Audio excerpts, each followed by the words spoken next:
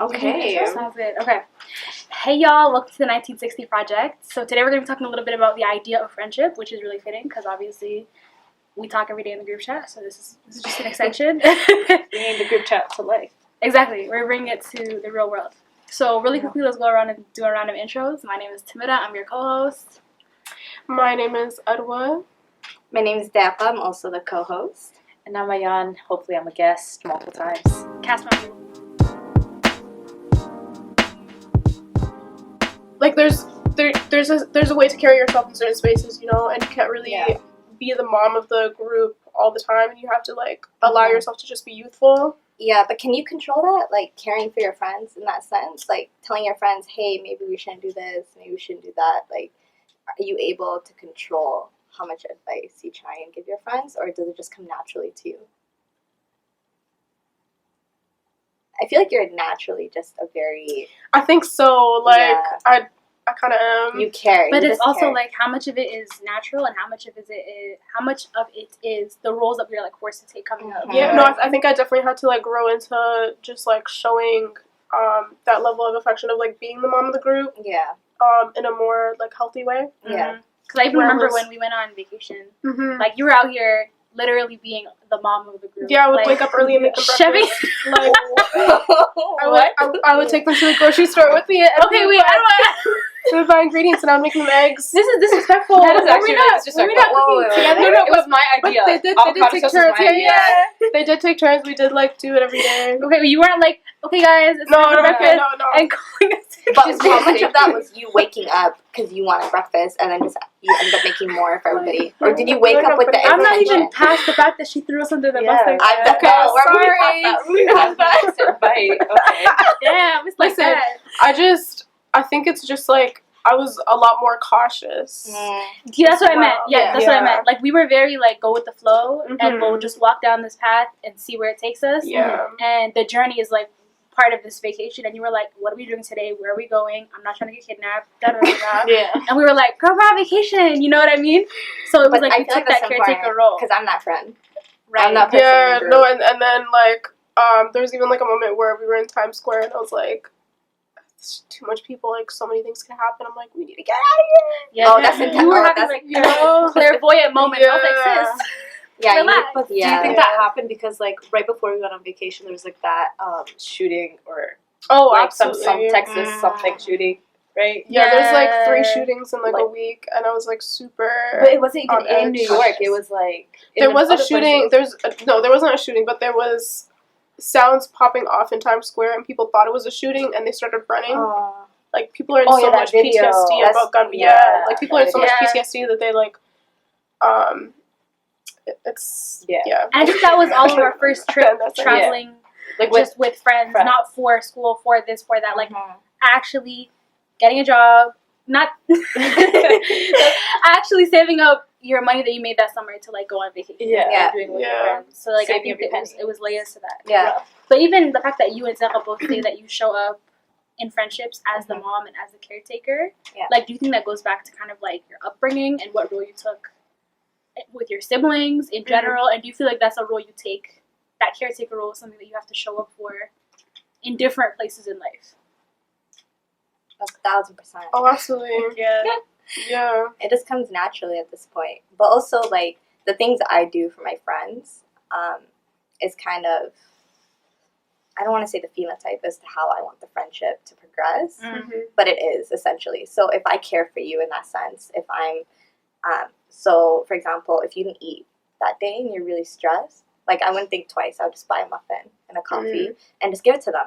And then I hope that when I'm so stressed out of my mind that my friends are able to gauge, oh, okay, she probably didn't eat, and they could just grab me something too, right? Like, I do things because I know how I would like to be treated in a friendship and how I would like to be treated as a human being. So that's how I kind of navigate and reflect my friendships. But sometimes, I guess, some people find that intense. I don't know. So then let me ask you this. What do you feel like reciprocity looks like to you in friendships? Because you're saying that, like, your love language is, like, you just show up for people because that's just, like, how you do not give me express gifts. affection. That is not my love language. That's not... If you give me a gift, I'll have so much anxiety for the whole year because I'll be thinking about what to get you next. Yeah. Yeah. it's a lot. So for me, it's just show up. You know, like if I text you like, hey, I haven't seen you in a while, let's hang out. And then you say it down, but then you continue to put it off. And that's just gonna tell me, okay, something's happening in their life. They don't have the time right now to kind of hang, so I'm just gonna let it go. But a lot of times, what I find is when I let go, they're gone too. So it's like, when are we gonna come back together? You're the driving force behind all of it. Exactly, and it's I don't want to say it's pressure or stressful, but it's kind of like, okay, like I'm showing out for all these people. I'm here for my friends in this way, like. Deep down, you're kind of thinking, okay, are they here for me in that sense as well? But alhamdulillah, like, there's been weird situations where they've proven to me, yeah, we're here for you no matter what, inshallah. Like, the situations where I'm like, okay, I got this, I can do this on my own. They're like, no, you don't have to do this on your own. That's what we're here for. We're here to help you. We're here to alleviate some stress because you shouldn't be navigating everything on your own. And I feel like a lot of times as the caretaker in the group or as the caretaker in my family, I kind of project that into my own friendships in my life. So I just burden everything. I take on everything, and I don't let anybody help. Yeah. I relate to that so much. Because something that, like, I've realized about myself is, like, I take on... I don't really know if I'm really a caretaker, but I feel like it's like, you know, someone could say to me, like, oh, I'm lost. Like, I don't know how to get home. I don't have a ride. Like, without a question, I'll call you an Uber, you know? Even if, like, you did me hella wrong and I saw you on the side of the road and your car is broken down, like, I'd probably run to you and, like, do something. If somebody did you dirty, you're gonna show up for them. Like, low-key, I feel like there's a side of me that's like that, you know? And the thing is something that I've realized is, like, how important it is for me to just, like, communicate that, like, yeah, I want you to do this for me. Like, I want you to show up for me. Yeah. Because I feel like I've let a lot of people just, like, slide with just BS. Yeah. Like, I can't let that happen because, you know, it's important to communicate, and I think it's a skill that's not just important for relationships, but just anywhere that you're, anywhere that you're going to be at, you have to be able to, like, communicate how you're feeling in that moment. Like, yes, I want you to show up. Yes, I want you to get me a gift. And, like... Get me flowers. I want a purse. I want a watch. I need some new eyeshadow brushes. I need literally. But in that sense, what relationships do you prioritize? Like, who do you expect that from? Do you expect it from everybody, or do you expect it from certain people? There's definitely, like, I like to make sure that there's people that, like, I really mess with. Like, there's my dogs. Like, I probably have, like, a handful. But it's them and, like, my family. You know, it's people that I can be vulnerable with, that I really care about and would care about, like, prioritizing, you know, communication and reciprocity and all that stuff. Yeah. With versus anybody else, it's like, it's only a select number of people, and I feel like I've made sure that it's only a select number of people that I can rely on. You consider them family more so than friends then? So they're your chosen family, essentially. Yeah, they're my chosen family as well, yeah. Do you find that as well? I guess. It depends. Like, what was that? No, like, because the closest people are, like, them two, right? They're my immediate circle, and they know when it comes to me showing up, that's the last thing I do. Like, wait. Like, I never, you realize that whenever we hang out, who's the one who doesn't come? Right. That's okay, you can be honest. Yeah, but is that on purpose? No, it's just that's how, but I feel so comfortable telling them that I don't want to show up. Like, I don't feel obligated all the time to, like, maintain things, and I feel like that's why we're so close. But I think that all goes back to, like, how do you define showing up for people? So, for example, she was saying how, like, okay, this is what you need in this moment. I'll give you this ride. I'll bring you this muffin. I'm going to make an effort. Right, I'm going to make an effort to see you and hang out with you. Maybe for you, it's, like, I'll call you consistently and check in on you and make sure that, like, when we talk, I'm listening to what you're going through. And, exactly, you're good. I'm checking in on you. So it's like, you just have to show up how you're able to show up. Yeah, but it's also how the friends would react to it, right? Yeah. So if they weren't so laid back, if they weren't chill in regards to things like that, it would affect them. You know what I mean? But because they know you as well, maybe they have expectations, but they don't project all those expectations onto you because they know you. They know who you are, they know your comfort levels, and they respect that, right? So I feel like that's also important because, as I was saying, communication. So it's important to communicate with your friends. It's important to have those conversations. Because if you don't, it's kind of like, okay, like, where do we go from here? Yeah, and I think if you're not setting healthy boundaries, like, this is what I'm able to do at this moment, and this is how I'm able to be there for you, you're gonna end up in a position where you're drained. And I think, like, I'm somebody who is very much like, I'm just, like, a kind person, and I'll invite you into my space, and I'll be there for you. But I think in the past, kind of like how Edwin was saying, I've definitely been taken advantage of. And something I had to learn was have realistic expectations and set boundaries. Yeah. Because if you don't set boundaries, you will be out here well dried up, nothing left to give, exhausted, tired, just in a 16-hour coma trying to recover from, like, whatever week you just had. Hanging out. Exactly. So it's like you got to be able to say no and set boundaries and understand that with being realistic with expectations, different friends, I think, serve different purposes. Yeah. Like, I think there's the friends that, like, your dogs, your inner circle, and then it's like, this is my person that I go to when I'm in my workspace. This is my person that I go to when I just need a kiki and take my mind off things. And I don't think you could give all of yourself in every single friendship, because that's how burnout happens. So I think you can... to me, expand on that, please. Okay, so to me, I think because I've been taken advantage of in the past, I can't fully be there as that caretaker in every single friendship. I give what's given. I'm gonna keep the same energy.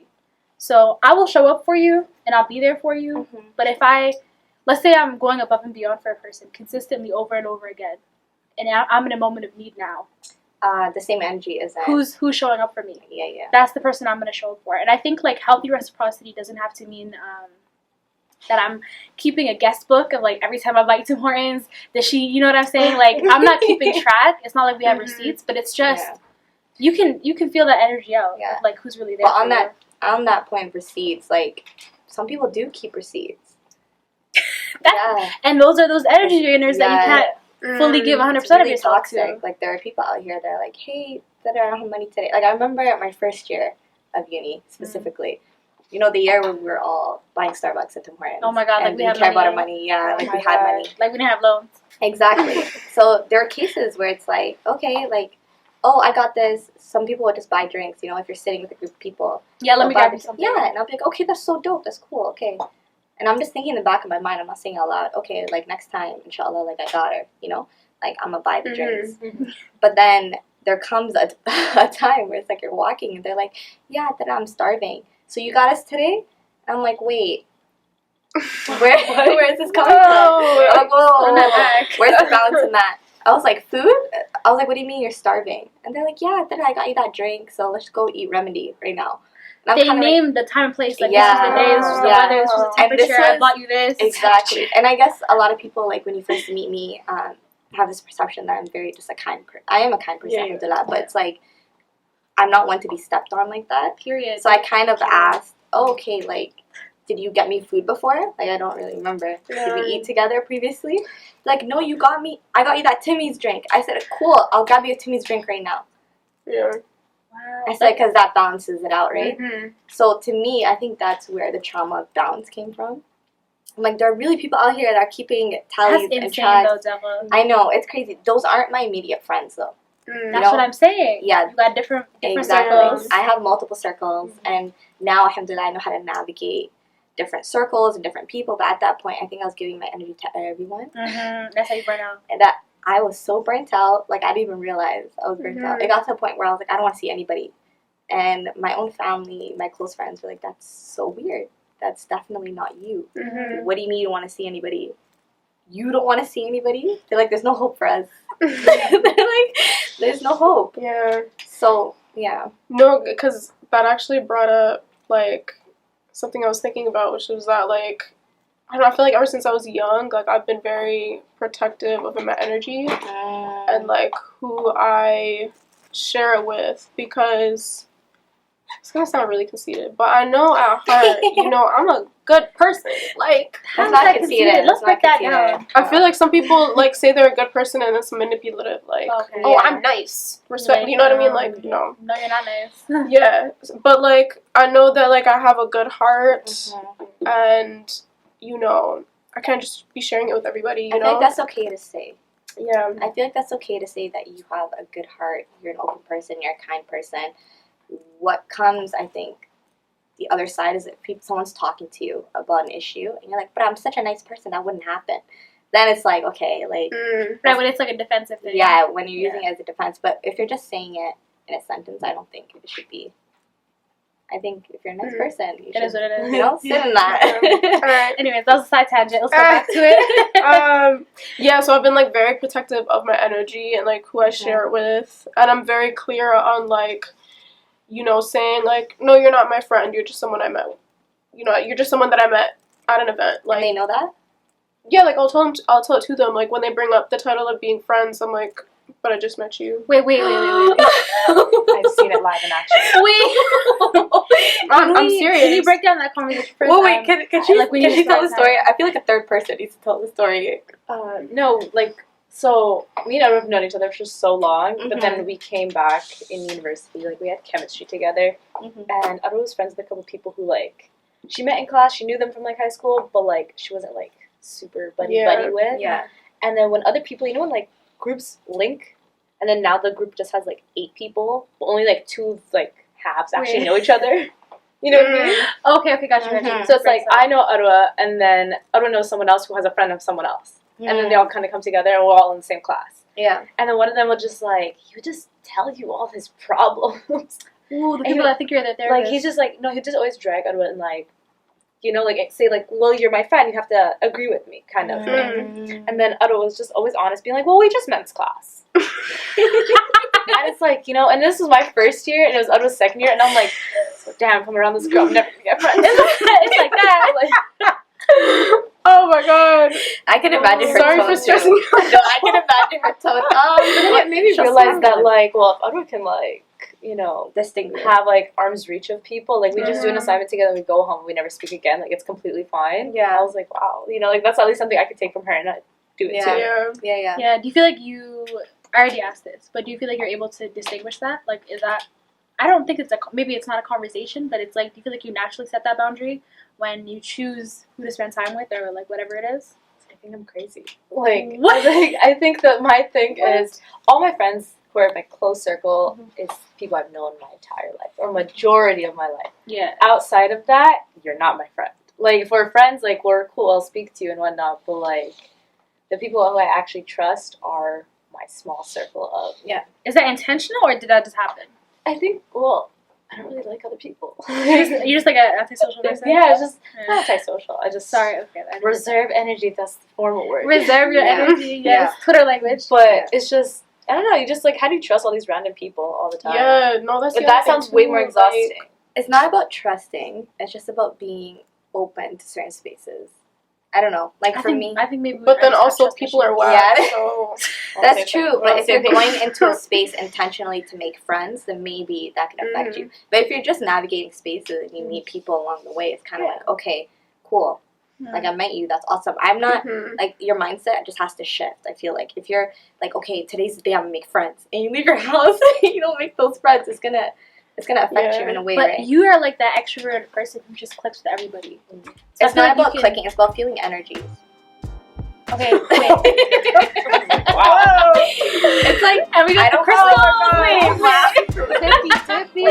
Break that one down. No, it's not. So I don't click with everyone. I feel vibes. So if someone's vibe is off, I'll match the vibe. Okay, you match the energy. You have to match the energy.